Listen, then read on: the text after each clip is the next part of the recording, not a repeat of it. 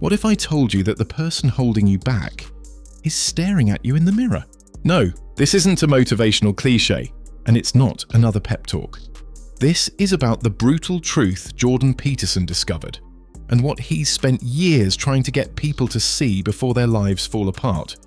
You feel like you're drifting, like you're wasting time, like you're just reacting to life instead of living it.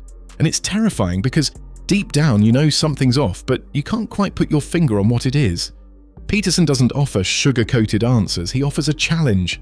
Fix yourself or brace for impact. Not tomorrow, not next year, right now, because what you ignore today will become the regret you carry for a lifetime.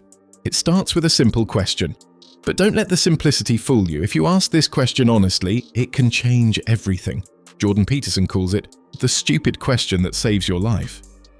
What am I doing wrong that I know I'm doing wrong that I could stop doing today? Ask that to yourself tonight. Sit on your bed alone, no distractions, no pretending, and really mean it. Be desperate, be willing, be honest. Because if you ask that question with sincerity, something strange happens. You get an answer. And it's not some mystical voice from the heavens. It's your conscience finally speaking after years of being silenced by excuses. It will whisper the truth you've been avoiding. The behaviors, the habits, the toxic relationships, the lies you tell yourself, the parts of you that have been quietly sabotaging everything you care about. The answer isn't convenient, it's not flattering, but it's real, and that makes it the most powerful information you'll ever receive. Most people never ask it. Why? Because they already know the answer and they don't want to face it. They'd rather distract themselves, blame the world, or wait for some external miracle. But as Peterson warns, if you don't confront the chaos inside you, it will manifest in the world around you. So what happens when you finally face it? Let's say you discover one thing, just one small habit you know is hurting you. Maybe it's how you speak to people when you're angry. Maybe it's your nightly scroll through social media that's robbing you of sleep and peace. Maybe it's your refusal to set boundaries, and maybe you realize, I could stop this. I really could. That decision, that microscopic act of change, is where transformation begins. Peterson doesn't preach overnight revolutions, he preaches responsibility. The kind that starts with fixing what's within your reach right now, because here's what people miss. It's not the giant breakthroughs that shape your destiny. It's the small victories, repeated over time, that rewire who you are. Fix one habit, then fix another. Stack enough of these, and suddenly, your life starts to tilt in a different direction. You don't feel like a victim anymore. You feel like someone who's building something yourself. We're always looking for the big win, that dramatic moment, the overnight transformation, the one decision that changes everything. But that's not how real change works. Peterson explains this better than anyone. It's not about massive overhauls, it's about the tiny, almost invisible things you do every day. He calls them micro improvements. And most people, they ignore them because they seem too small to matter. But here's the truth. Those small neglected habits make up over 50% of your life. That coffee mug you never wash, that drawer you never organize, the way you let notifications yank your attention like a puppet string. You think it's just mess, just clutter, just a bad day. It's not. It's evidence. Evidence that you're allowing chaos to creep into your world, one overlooked detail at a time. And the worst part? It becomes your new normal. Peterson tells people to start simple. Clean your room. Not because a tidy room will magically fix your mental health, but because it's symbolic. If you can't bring order to your immediate surroundings, how can you hope to fix your relationships, your goals, your future? It's not just about tidying up, it's about proving to yourself that you can bring order to chaos, and that you're not powerless. Because here's what happens when you do that. You brush your teeth on time, you wake up on time, you go to bed on time. Suddenly you're not waking up in panic, you're not late to every meeting, you're not reacting to life, you're shaping it. And once that switch flips, even just slightly, you start noticing something else. You're not as anxious, you're not as bitter, you're not as ashamed. Because deep down, you know you're doing something about it. You're not perfect, but you're better than yesterday, and that's the only comparison that matters. People wait years for confidence to arrive, but confidence isn't given, it's built, one disciplined act at a time. Every day you make a choice, slide further into chaos, or fight back by fixing just one thing. It doesn't have to be huge, it just has to be honest. Peterson's point is this: you already know where the problems are, you just keep convincing yourself they're not urgent. But they are. Every unchecked detail, every ignored responsibility is quietly shaping your future and not in your favor. That's why micro-improvements work, because they reverse the pattern. They whisper, "I am not helpless," and that voice gets louder with every small win. Suddenly, the life you thought was stuck starts moving. It's not magic. It's you, finally stepping into the driver's seat. Have you ever caught yourself saying something just to impress someone? Or staying quiet because you didn't want to cause a scene? It feels harmless at first, but Jordan Peterson warns it's not. Because every time you twist your words to please someone else, you stop being you. And the danger? It's subtle, invisible, slow. Peterson asks a haunting question. If you're not speaking the truth, who is speaking through you? Think about that. If you say something you don't believe, then those words don't belong to you. Then they're not yours.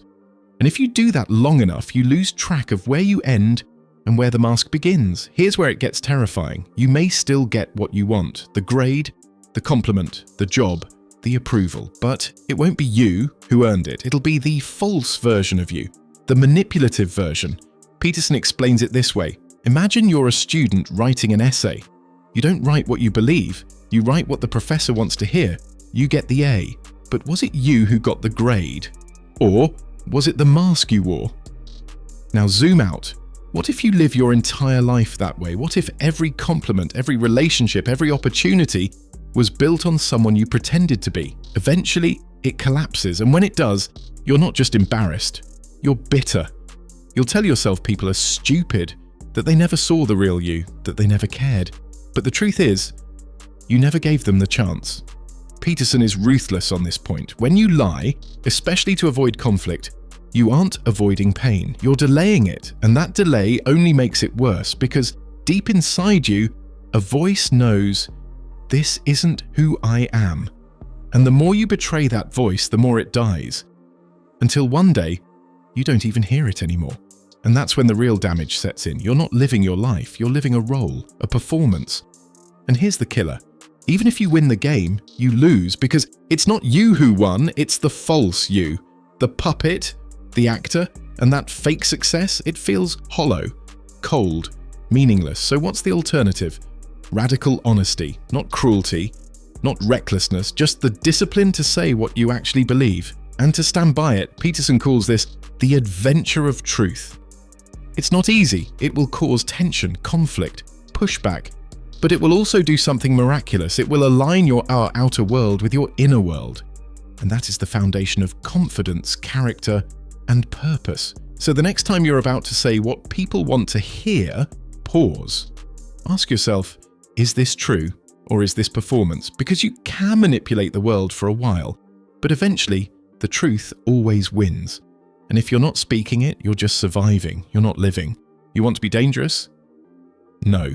Not reckless, not violent, dangerous, controlled, focused, unshakable.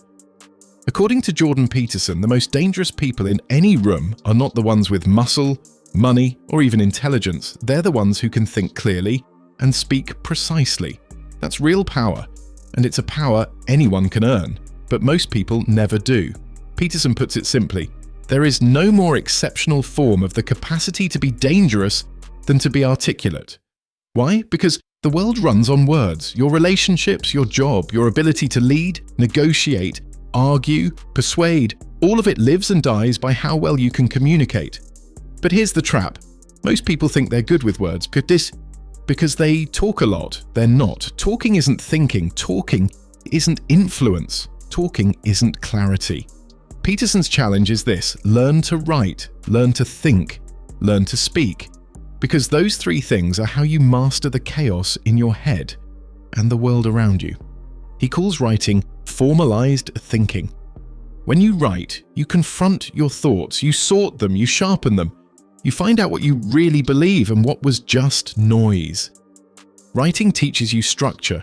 Speaking teaches you courage. Reading teaches you depth.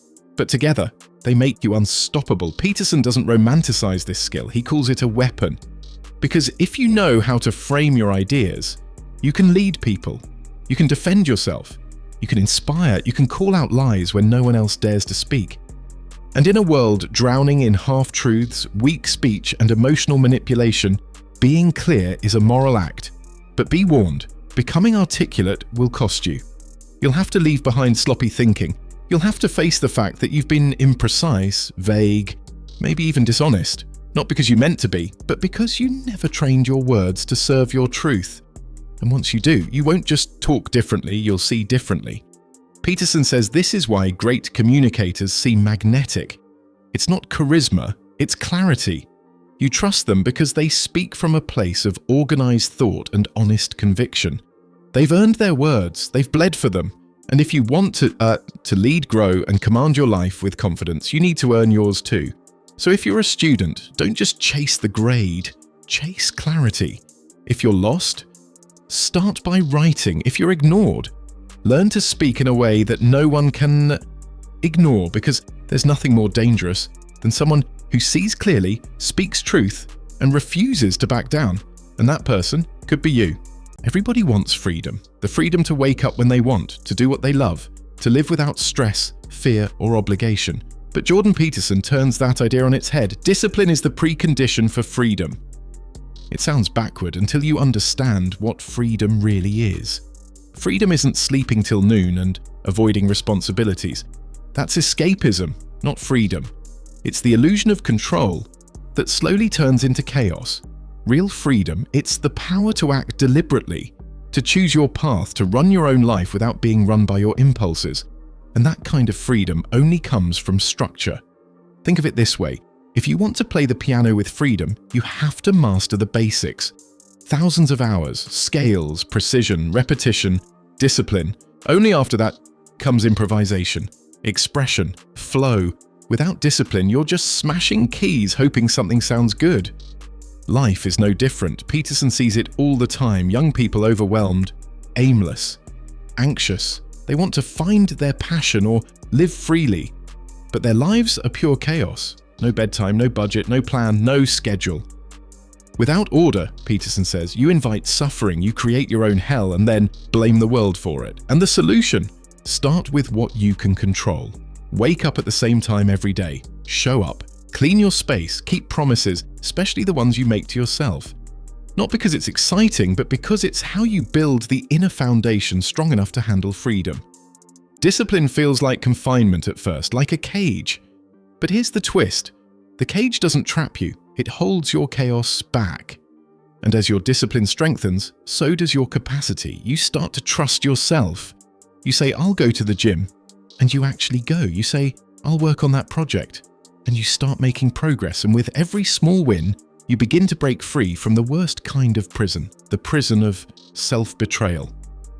Peterson is blunt about this. If you can't trust your own word, who will? The world won't wait for you to get your act together. It will hand opportunity to the person who already has. And if you're not ready because your life is ruled by impulse, you'll miss the moment. Discipline trains you to be ready. It's not glamorous, it won't get applause. But over time, it rewires you from the inside out. You become sharper, stronger, unshakable. And when freedom finally shows up at your door, you'll be able to handle it because you earned it. And that's the kind Peterson talks about. The freedom that doesn't come from escaping rules, but from mastering yourself. So if your life feels chaotic right now, if you're overwhelmed, behind, out of sync, start with one discipline, one habit, and watch how fast everything starts to change. If you're exhausted, overwhelmed, or stuck in the grind, you're not broken, you're human. And Jordan Peterson says something radical about that discomfort. We're built to walk uphill, not lounge on beaches, not float in comfort, but climb again and again and again. And here's where it gets uncomfortable. Struggle isn't what blocks your path. It is the path. Peterson's idea turns modern life upside down. We're told to seek ease, to manifest peace, to retire early, live slow, and avoid stress like it's the enemy. But if that's true, why do people who have it all still spiral? Why do Olympic athletes crash into depression after winning gold? Why do lottery winners end up more miserable than before? Because comfort isn't purpose, it's anesthesia. Peterson explains that the highest form of happiness is not pleasure, it's progress. It's the emotional fuel that fills you when you aim toward a meaningful, impossible goal. Not because you'll reach it, but because it makes you become someone stronger in the pursuit. And that pursuit, it's uphill, always. You climb, you slip, you bleed, you cry, and then you climb again. It's not punishment, it's your design. Peterson compares it to the myth of Sisyphus, eternally pushing a rock uphill. Most people see that as a curse, but here's the twist. What if the uphill climb is where you meet your true self? The version of you that can't be reached on level ground. Because when you struggle, you're forced to confront your laziness, your excuses, your fragility. And if you face it, really face it, you get stronger, wiser, more aware. You start to realize that all your limits were just places you'd never been tested. And once you've been tested, you don't go back. Struggle also reveals something else, meaning. Not the kind you post online, the kind that gets you out of bed when everything inside you wants to give up. That's why Peterson warns against the fantasy of the perfect life, the beach, the mansion, the endless relaxation. Do you really want to be a giant infant, laying on your back, drinking from a golden bottle, doing nothing? That's not heaven, that's despair in disguise.